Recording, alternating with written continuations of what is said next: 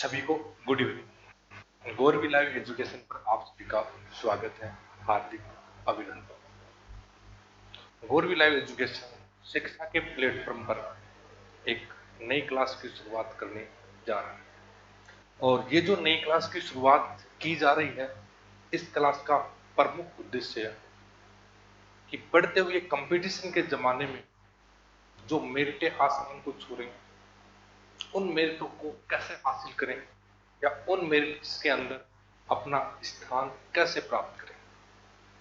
देखो, जो भी कोई एग्जाम है या जब भी हम किसी सफल व्यक्ति से उसकी सफलता के बारे में जानने का प्रयास करते हैं, तो उसकी एक लाइन सफलता में यह भी शामिल होती है कि एक कंपटीटर को प्रतिदिन 2 या 2.5 घंटे न्यूज़पेपर का अध्ययन करना चाहिए। ऐसा वो क्यों बोलता है, इसके पीछे राज की बात यह है, और जो राज की बात है वो ये है कि जितने भी कंपटीशन एग्जाम है, अगर उनके अंदर किसी प्रकार का करंट अफेयर्स का क्वेश्चन पूछा जाता है, तो 99% ये बात श्योर है कि वो करंट अफेयर्स का क्वेश्चन किसी न किसी दिन किसी न किसी न्यूज़पेपर का जरूर ही हिस्सा रहा है। तो इसलिए अगर आपको अपने एग्जाम्स के करंट अफेयर्स के सभी क्वेश्चन एक्यूरेट सही करने हैं, तो हमें प्रतिदिन का न्यूज़पेपर पढ़ना चाहिए। अगर दूसरी बात मैं ये बोलूं कि कई बार एग्जाम्स के अंदर हम भारत की या वर्ल्ड की हिस्ट्री या ज्योग्राफी की या अपने स्टेट लेवल की बात करें कि कोई क्वेश्चन ऐसा देखते हैं और उस क्वेश्चन को देखकर हम चकरा जाते हैं कि क्वेश्चन कहाँ से आया होगा, और कुछ बच्चे तो बोलते हैं कि आउट ऑफ सिलेबस। ऐसा कुछ नहीं है। हम सोचते हैं कि आंसर की भी देरी से जारी की जा रही है। इस क्वेश्चन पे तो लगभग लोग या लगभग टीचर थोड़े से कंफ्यूज है। ऐसा क्यों? क्योंकि वो क्वेश्चन किसी किताब का पार्ट नहीं होता, किसी एनसीईआरटी सीबीएसई किताब का पार्ट नहीं होता, किसी भी कंपटीशन बुक का पार्ट नहीं होता। वो पार्ट होता है तो किसी न किसी न्यूज़पेपर का, किसी न किसी दिन के आए न्यूज़पेपर में एक छोटा सा किस्सा या कहानी के रूप में किसी पुरातात्विक स्थल, किसी ज्योग्राफिकल स्थल या किसी कल्चरल स्थल या ऐतिहासिक स्थल या घटना की जानकारी दी जाती है, और उसी घटना का क्वेश्चन किसी न किसी कंपटीशन एग्जाम में पूछ लिया जाता है, जो मेरिट के अंदर शामिल होने के लिए एक महत्वपूर्ण ही आधार बनता है। इसलिए हमें प्रत्येक दिन के न्यूज़पेपर का बड़े तन मन से अध्ययन करना चाहिए, और अध्ययन ही नहीं, हमें उनको शानदार नोट्स के रूप में भी सजाना चाहिए। अब बच्चे के 2 या 2.5 घंटे इस न्यूज़पेपर के पीछे कंपटीशन के जमाने में नहीं लगने के लिए या नहीं खर्च हो, इसके लिए गौरवी लाइव एजुकेशन प्रतिदिन के न्यूज़पेपर की प्रमुख राज्य स्तर की, नेशनल स्तर की, इंटरनेशनल स्तर की जो भी समसामयिक घटनाएं, जो भी सम्मेलन है, जो भी संधियां है, उनसे संबंधित संपूर्ण जानकारी इस क्लास के द्वारा बच्चे तक पहुंचाएगा। इसके अलावा जो भी स्थल है या जो भी कल्चरल बातें न्यूज़पेपर का हिस्सा बनती हैं, जैसे मैंने कल का न्यूज़पेपर पढ़ा था, उसके अंदर एक बात या एक छोटी सी किस्से के रूप में एक बात लिखी हुई थी कि महात्मा बुद्ध की सबसे ऊंची प्रतिमा सिचुआन प्रांत चाइना के लेसान शहर के अंदर बनी हुई है, जिसकी हाइट 71 मीटर है, तथा यह प्रतिमा तांग वंश के द्वारा बनाई गई है, जो महात्मा बुद्ध की विश्व की सबसे ऊंची प्रतिमा है। अगर क्वेश्चन पूछ ले कि महात्मा बुद्ध की सबसे ऊंची प्रतिमा, तो नॉर्मल सी बात है, लेसान शहर सिचुआन प्रांत चाइना के अंदर बनी हुई है। कौन से वंश के द्वारा बनवाई गई है? तांग वंश के द्वारा उसका निर्माण किया गया। दूसरी में बात करूं, कल के न्यूज़पेपर का छोटा सा हिस्सा था, कटक जो उड़ीसा का एक शहर है, एक स्थान है, उसके बारे में जानकारी दी गई थी। कटक के बारे में 2 स्थलों के बारे में जानकारी दी गई थी। एक कटक का किला है जिसका नाम है बारबाटी किला, जो आज भी पर्यटन की दृष्टि से बहुत महत्वपूर्ण है। कटक के पास से एक नदी बहती है जिसका नाम है महानदी। महानदी के किनारे पर बना हुआ है बारबाटी किला, और उसी किले के अंदर एक महोत्सव मनाया जाता है, बाली यात्रा महोत्सव। तो आने वाली एग्जामों के अंदर ये दोनों ही क्वेश्चन शानदार बनेंगे। कल्चर की दृष्टि से मान लो, चाहे भूगोल की दृष्टि से मान लो, चाहे इतिहास की दृष्टि से मान लो। इसके अलावा नेताजी सुभाष चंद्र बोस जो आजादी के बहुत बड़े योद्धा थे, और हम लोग को मानते हैं कि आजादी दिलाने में उनका प्रमुख हिस्सा था, जिसने आजाद हिंद फौज की रचना या निर्माण बिल्कुल विपरीत परिस्थितियों में किया था। आजाद हिंद में वो सैनिक शामिल किए थे जो सेकेंड वर्ल्ड वॉर के दौरान कुछ देशों के द्वारा भारतीय सैनिकों को बंदी बना लिया गया था, उनको जेलों से वापस छुड़वाया तथा उनसे एक आजाद हिंद फौज की रचना या निर्माण किया था। उसी नेताजी सुभाष चंद्र बोस का जन्म भी कहां पे हुआ था? कटक के अंदर। और उसके जन्म से संबंधित, उनके इतिहास से संबंधित जो भी जानकारी है कटक के एक संग्रहालय में रखी। इसके अलावा बात करें तो आज के न्यूज़पेपर में था स्टैच्यू ऑफ लिबर्टी, अमेरिकी स्वतंत्रता संग्राम का एक प्रतीक चिन्ह है स्टैच्यू ऑफ लिबर्टी, जो हम्पटन शहर के अंदर हडसन नदी के किनारे लिबर्टी द्वीप के बराबर बना हुआ है, जिसकी हाइट 93 मीटर है।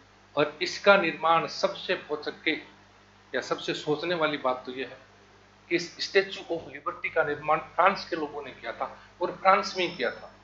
इसका निर्माण कार्य उन्होंने 1884 में करीबन शुरू कर दिया था, और बाद में 32 टुकड़ों में इसका विभाजन कर, तांबे की बनी हुई प्रतिमाएं 32 टुकड़ों के अंदर इसका विभाजन कर जहाजों के माध्यम से अमेरिका लेके गई, और वहां पे लिबर्टी द्वीप जिसके ऊपर 1886 में इसका पुनः निर्माण किया गया, और अक्टूबर 1886 के अंदर इसे जनता के लिए, आम लोगों के लिए खोल दिया गया, जो अमेरिका की दास्ता की कहानी कहती है, और उसके ऊपर बने हुए जो।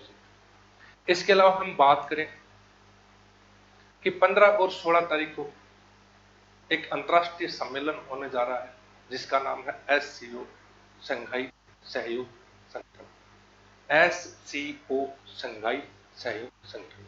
वैसे बात करें तो ये शंघाई नामक स्थान चाइना के अंदर, चाइना की आर्थिक राजधानी है। जैसे भारत की आर्थिक राजधानी बॉम्बे कहलाती है, वैसे ही चाइना की आर्थिक राजधानी है वो शंघाई कहलाती है, और चाइना की जो कैपिटल, राजनीतिक कैपिटल, वो बीजिंग है।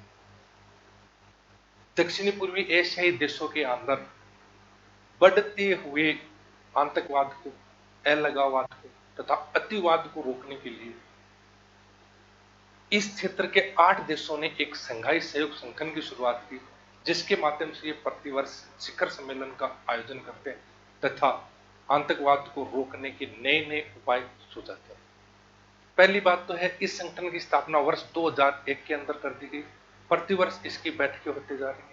इस वर्ष इसकी बैठक उज्बेकिस्तान के एक शहर है समरकंद, उस समरकंद के अंदर होने जा रही है। हालांकि समरकंद भी इतिहास के अंदर अपना अजूबा स्थान रखता है। आपने इतिहास पढ़ा है, भारत का इतिहास, तो एक लंगड़ा आक्रमणकारी था जिसका नाम था तैमूर, जिसने 1398 में भारत के ऊपर आक्रमण किया था।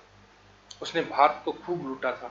उसकी एक छोटी सी कहानी या छोटा सा आक्रमण राजस्थान के ऊपर किया, और राजस्थान पर आक्रमण का प्रमुख कारण यह था कि दिल्ली के ऊपर अगर कोई अरब प्रदेश से आक्रमण किया जाता तो उनका प्रवेश रास्ता या तो पंजाब या उत्तरी राजस्थान से होता। और उत्तरी राजस्थान में एक दुर्ग है जिसका नाम है भटनेर का किला। सर्वाधिक विदेशी आक्रमण भी भटनेर के दुर्ग से है। कहते हैं कि दिल्ली पर आक्रमण करने के लिए पहले समरकंद के उस शासक ने, तैमूरलंग ने भटनेर पर आक्रमण किया। उस समय भटनेर का शासक था दुले राय। दुले राय लड़ता हुआ मारा गया, मतलब उसने राजपूती भाषा में बोले तो केसरिया किया। तथा सबसे दुख की स्पेशल बात यह है कि इस युद्ध के दौरान हिंदू तथा मुस्लिम महिलाओं ने एक साथ जोहर किया था। राजस्थान का एकमात्र प्रमाण है, राजस्थान में जोहर बहुत मिलेंगे, लेकिन एकमात्र जोहर जिसमें हिंदू तथा मुस्लिम दही दोनों प्रकार की महिलाओं ने एक साथ भाग लिया था, वो जोहर कौन सा है? भटनेर दुर्ग का। कौन से दुर्ग का वो जोहर? अपने भटनेर दुर्ग का।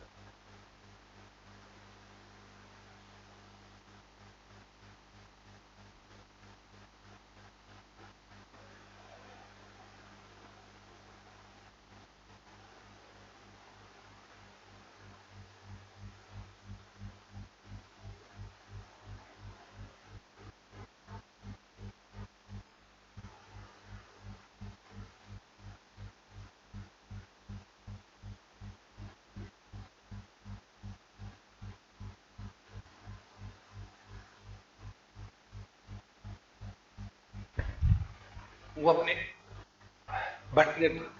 उसी समरकंद, उज्बेकिस्तान के स्थान समरकंद के अंदर इस संघाई सहयोग संगठन का आयोजन किया जा रहा है, जिसके अंदर भारतीय प्रधानमंत्री नरेंद्र मोदी, चाइना के प्रधानमंत्री राष्ट्रपति शी जिनपिंग तथा रूसी प्रधानमंत्री, रूसी राष्ट्रपति व्लादिमीर पुतिन भी इसका हिस्सा होंगे।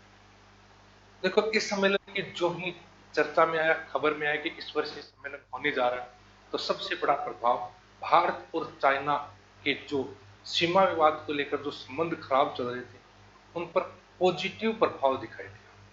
पॉजिटिव प्रभाव ये दिखाई दिया कि पिछले वर्ष 2020 के 15 जून से गलवान घाटी में हुई हिंसक घटनाओं के बाद भारत और पाकिस्तान, भारत और चाइना के मध्य कुछ संबंध खराब दिखाई दे रहे थे। दोनों तरफ, दोनों सीमाओं के ऊपर, सीमा को लेकर युद्ध के आसार हर संभव दिखाई दे रहे थे। इस सम्मेलन का जो ही घोषणा हुई, दोनों देशों के मध्य शांतिपूर्ण संबंध बनने की संभावना बनी, और जिसका सकारात्मक परिणाम यह आया कि जो गोगरा हिल्स थी, गोगरा हिल्स गलवान घाटी के पास में, उस गोगरा हिल्स से चाइना ने अपनी सेनाएं वापस हटा ली तथा दोनों देशों की सेनाएं पीछे हो रही।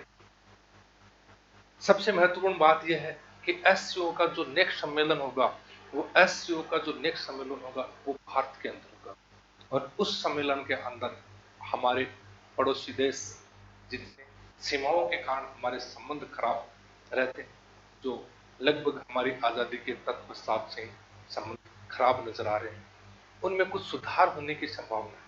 उन देशों के प्रधानमंत्रियों को या राष्ट्रपतियों को नेक्स्ट ईयर होने वाले एससीओ के अंदर, भारत के अंदर आने का मौका मिलेगा, और धीरे धीरे भारत, चाइना तथा पाकिस्तान के जो संबंध है सीमा को लेकर जो खराब हो रहे हैं, उनमें सुधार होने के चांस।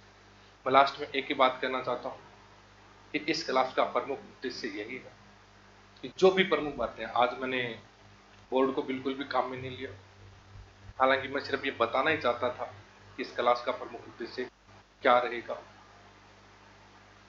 ज्यादा से ज्यादा इस चैनल का आप लोग एजुकेशन के मामले में सदुपयोग करें।